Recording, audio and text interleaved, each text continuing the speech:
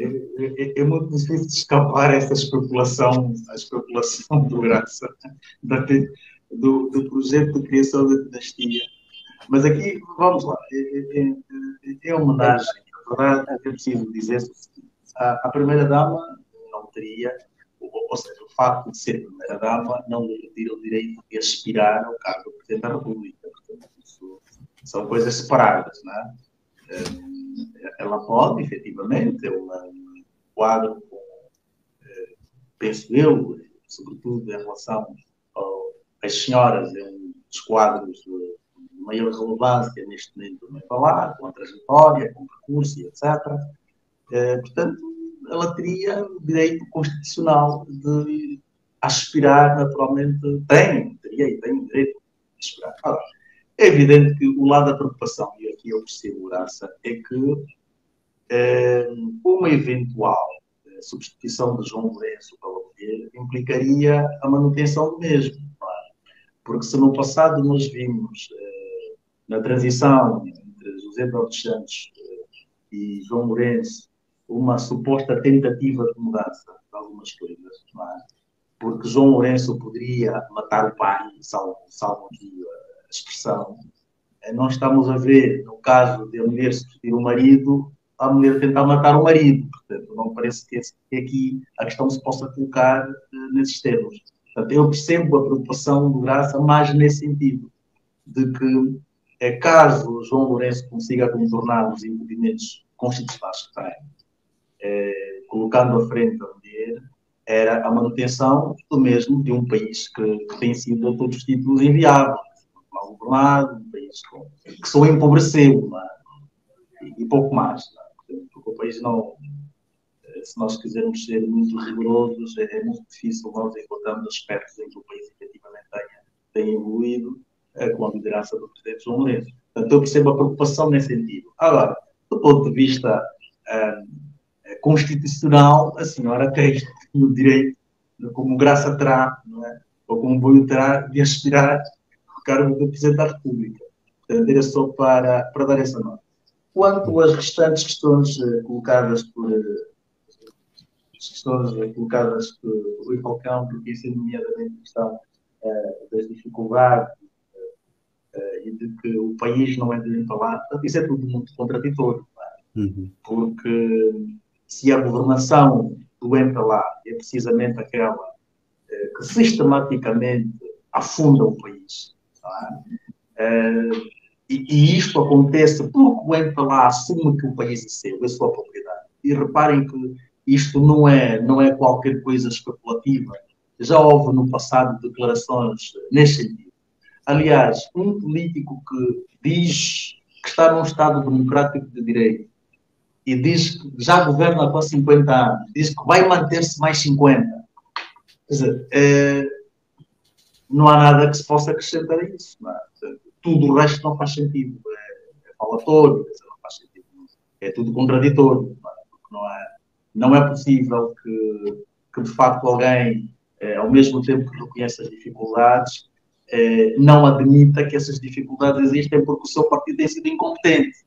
É que não tem mais capacidade para fazer nada, está envelhecido, não é capaz de fazer mais nada, não é capaz de fazer reformas, não é capaz de fazer avançar o país. Então, há bocado o Boio falava em patriotismo. Se calhar o MPLA devia ser patriota, não é? E considerar, por exemplo, fazer eleições justas, transparentes, para que se tiver de ganhar, que ganhe de facto com transparência e com verdade. E que se eventualmente perder, que saia de facto, não é? Nesse sentido, porventura, não é? O partido estaria a ser mais patriota para aquilo que são as causas nacionais, de acordo com o meu entendimento. Fora deste quadro, portanto, tudo é tudo contraditório, é tudo para fazer conversa, não faz nada de especial. Boi, alguma coisa especial que tenha metido? É rápido, só no que dizia o Graça. O Graça dizia que, seja por via da Constituição como dos estatutos, a situação está vedada. Pelas palavras do Rui Falcão Pinto de Andrade, por via do estatuto do MPLA não está vedado. Não é? Portanto, o Rui Falcão diz claramente que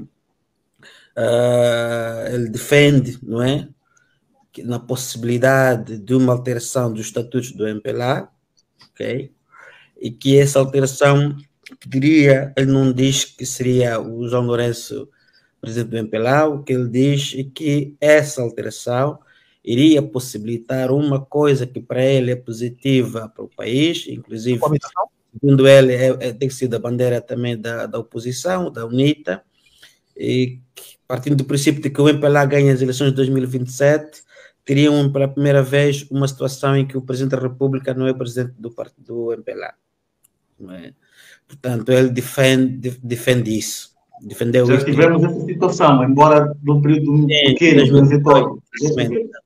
Portanto, ele defende uma alteração dos estatutos do MPLA, agora em 2026, não é? Para que se dê esse quadro, não é?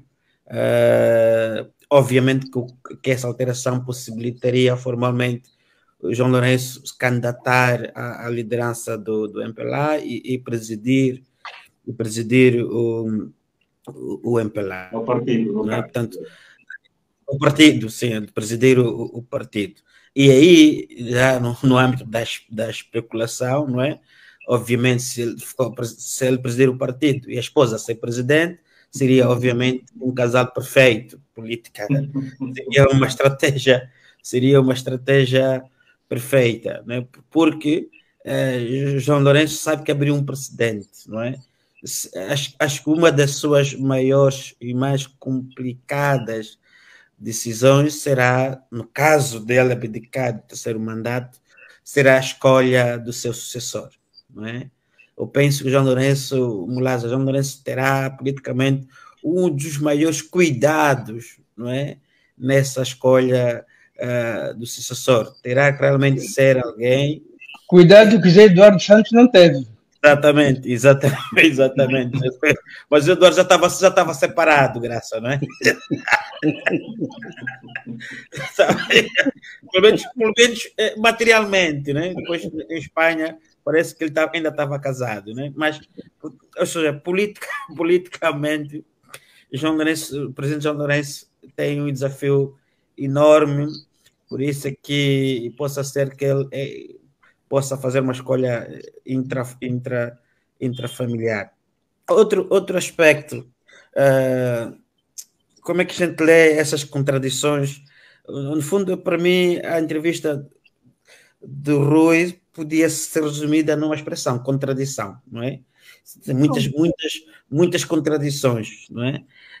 Mas talvez nós possamos enquadrar isso em processo de liberalização, isto é, o MPLA, apesar de todo o seu caráter autoritário, não é, como nós dissemos na discussão anterior, tem uma necessidade de liberalizar algumas coisas, não é? Dar assim algumas pequenas dissidências, não é?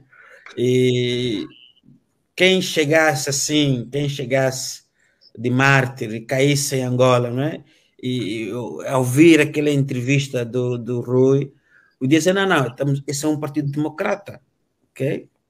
Porque o Rui, apesar de tudo, manifesta a discordância, ok? E clara, e de voz clara, de alguns aspectos que foram muito marcantes na narrativa de João Lourenço, ok? Quando o Rui diz que a fome real, que é uma discordância clara sobre aquela questão da fome imaginária relativa de João Lourenço, quando o Rui diz que não acredita no terceiro mandato e o João Lourenço colocou isso em stand-by, ok?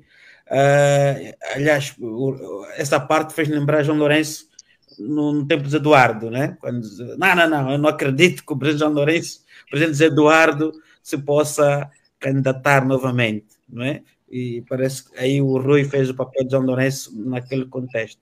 Então, quem chegasse em Angola sem saber mais tudo o resto, parece um partido normal, que é um secretário do partido que utiliza a sua liberdade, a sua autonomia e diz o que pensa, inclusive contrariando as posições do seu presidente e do seu chefe.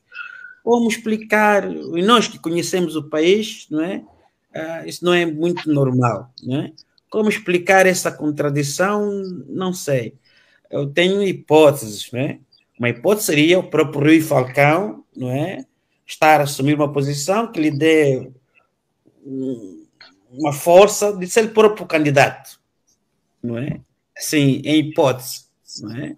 Ele ser próprio, vir assumir uma candidatura para a liderança do MPLA, não é? E assumir essa candidatura fazendo uma espécie de ruptura, não é? Com a narrativa atual, não é?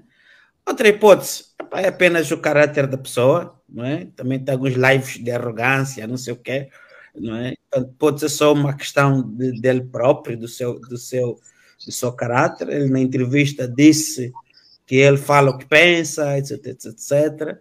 E no contexto em que nós estamos, não é? Político que nós estamos, a gente não sabe como é que João Lourenço vai ler aquilo aí, né? O Boa Vida Neto, a gente sabe como é que João Lourenço, que leitura é que fez e que posição é que tomou, o exonerou, não é?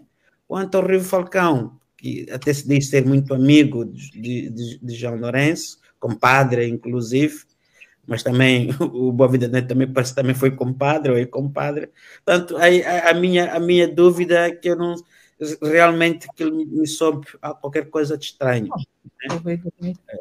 Eu colocaria só uma terceira hipótese, Boi. Permite-me só acrescentar uma terceira hipótese. Apesar de Rui Falcão dizer que diz o que pensa, no contexto político angolano, não descartaríamos a hipótese de ter falado de forma concertada.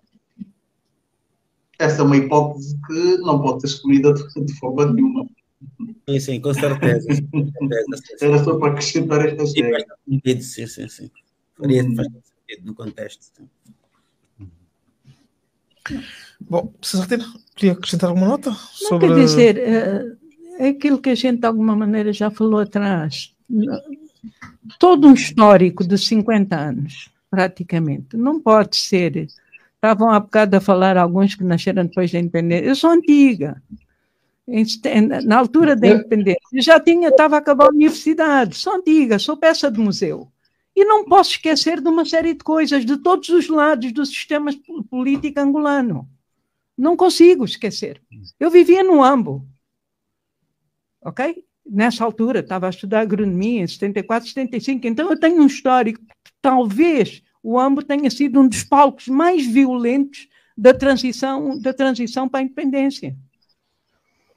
E então, este histórico, o modo de fazer política em Angola, com toda a honestidade, não me levam, honestamente, eu não me convenço com essa conversa. Conheço grande parte dessas pessoas que estão a falar, inclusive o Rui Falcão, conheço há muito, noutras vestes.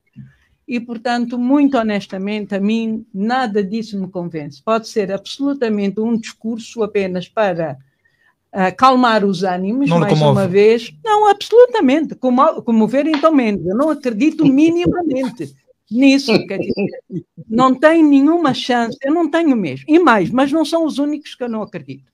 Com toda a honestidade. Eu tenho, neste momento, e acredito... que nós, sociedade, precisamos ser capazes de inventar, de criar. Inventar não no sentido, assim, esfumado, não sei o que, não. Coisas concretas. Mas temos de ser capazes de criar forças políticas que conduzam este país para a frente. Porque eu, com toda a honestidade, eu tenho muita dificuldade de ver, quando se fala dos históricos e tudo mais, eu penso que continuam muito agarrados à história, e a história conta-nos muita coisa. O grande drama é que a maior parte das pessoas não gosta de história, não estuda. E os que estudam têm que ver o resultado daqueles que não estudam e do que eles fazem. E então nós acabamos por ser, de alguma forma, resultado de uma sociedade que não se estuda, que não se conhece, que não se valoriza e que não procura encontrar saídas por si próprio.